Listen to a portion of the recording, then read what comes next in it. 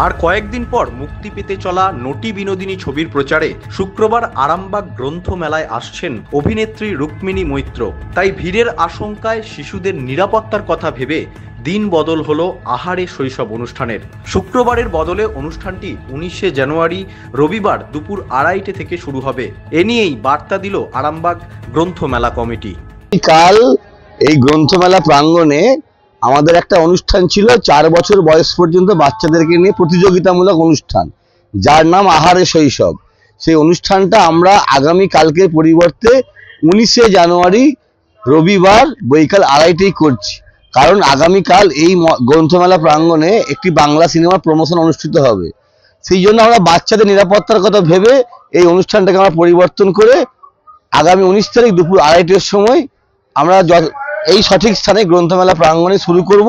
আর তারপরে শ্রীমতী আরামবাগ, যেটা ওই বিবাহিত মহিলাদের অনুষ্ঠানটা, সেটা তার পরে শুরু হবে। নিউজ আজ বাংলা, আরামবাগ।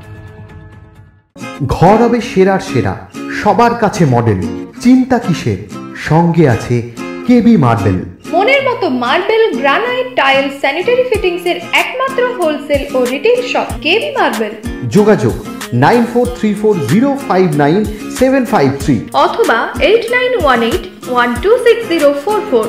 আমাদের ঠিকানা বসন্তপুর, আমতলা মোড়, আরামবাগ, হুগলি। সাজাবো আমি স্বপ্নের বাড়ি, কেবি মার্বেল।